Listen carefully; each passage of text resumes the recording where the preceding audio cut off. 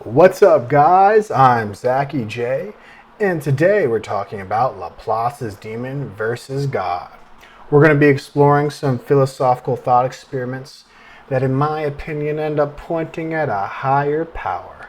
Atheists and agnostics like to use these thought experiments to make sense of the modern age by filling the God-sized hole in their hearts with plausible technological explanations. By looking at these works and connecting similar thought experimentations, we can see how both secular and religious people are outlining divinity. The thought experiments we'll be covering today are Pascal's wager, Laplace's demon, Roko's basilisk, and instrumental convergence / paperclip maximizer. First, let's start off with Laplace's demon, because that's what inspired the video today. Pierre-Simon Laplace in 1814 came up with the idea that a powerful intellect could know the location of all the atoms, particles, and molecules, as well as their movements. This superintelligence would then be capable of knowing the past and the future. This is determinism and has its roots in the clockwork universe, where God created the universe, set it in motion before he dipped, leaving us to figure it all out.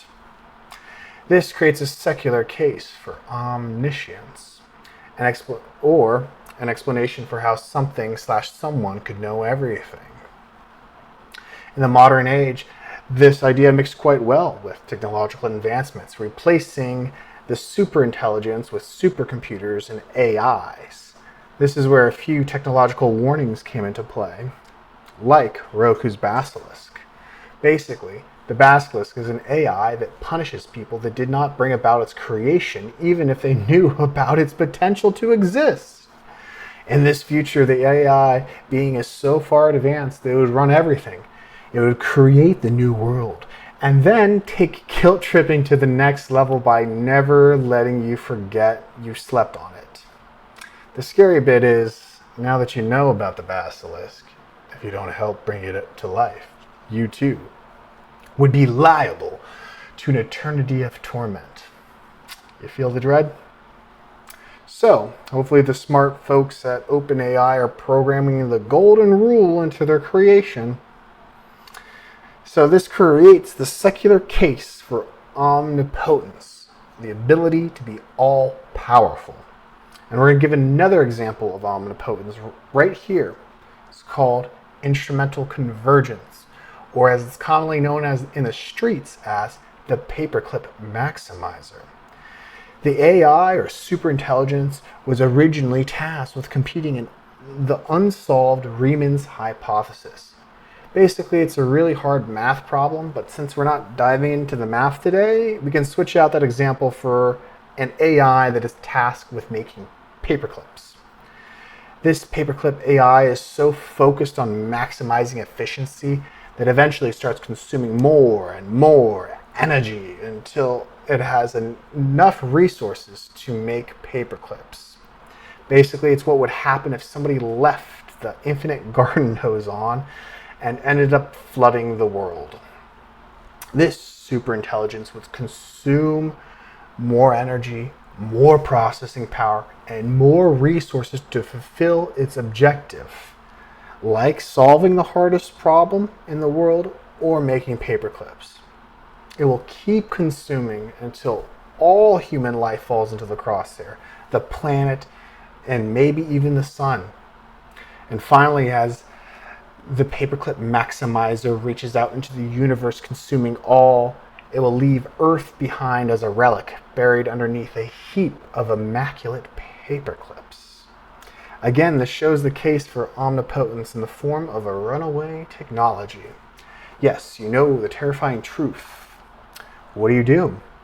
Do we bow down to our AI Skynet overlords? Do we check the garden hose outside to make sure it's still off?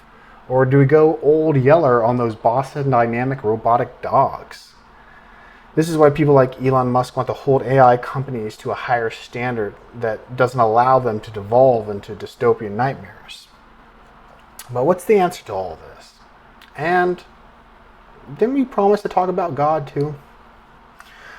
What I do know, even if it's I don't have all the answers. Is that towards the end of people's lives, especially in life or death moments, people get real religious.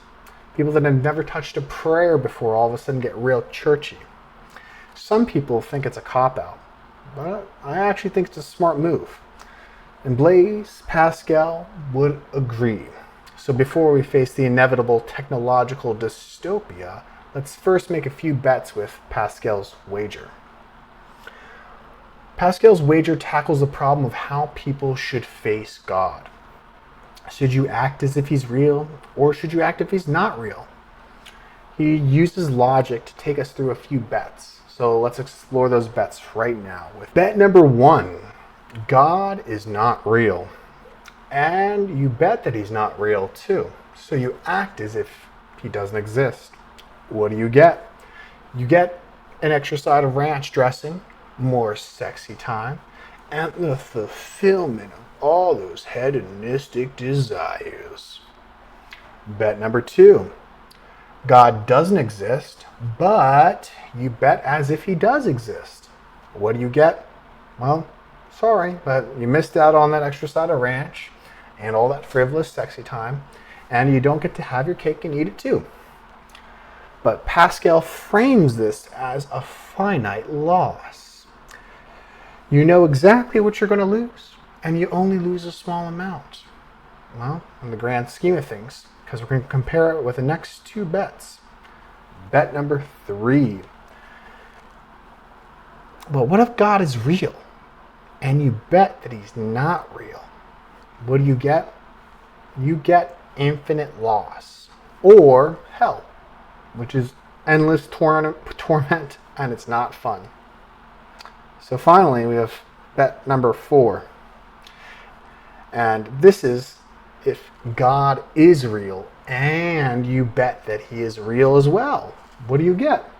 You get infinite gain because you, sir, get to go to heaven. So what does this have to do with the bleeding jaws of capitalistic dystopian matrix-like future? Well, it shows you how to make a smart bet. But it also shows you how important it is to understand God, even in an advanced future where technology has gained control. Let's follow some logical extensions down the rabbit hole. Atheists, agnostics, and secularists are actually trying to recreate the wheel of God without calling God God. Technology now has a roadmap to 2 of the 3 O's, omniscience and omnipotence. And eventually they'll create the 3rd O, which is omnipresence, or the digital eye of Sauron. Basically that machine that they used in the Dark Knight to see everything that's going on in Gotham City. So what's the difference between atheist technology / God and, say, the God of the Bible? Well, the technological God, which sets off many alarm bells and brings about the horrors of being used as a human battery in the Matrix, shows you the dark side of humans. Mainly, people lose their free will when technology or idols are made into a God. When we compare this to the God of the New Testament, you notice something unlike the mind of man. Because while God has the 3 O's of omniscience, omnipresence, and omnipotence, he still grants you free will. You're still capable of acting as an independent arbiter of your own being. You can do good, you can do bad. You're free to explore. So if Laplace's demon and God were set up in a cage match, it would be a close match until you realized that there's a man behind the curtain of superintelligence. And while atheists like to act as if they don't believe in God, they still try to recreate God.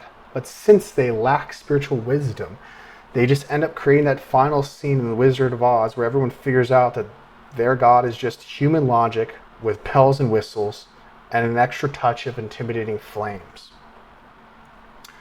When men gain power, they will tend to restrain the free will of other men. So this is where spiritual wisdom comes into play.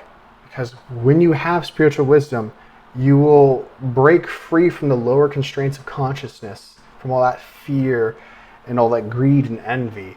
And then you'll realize that there can be a power that can do anything, know everything, and be everywhere while still liberating beings, while still liberating individuals so they can have free will.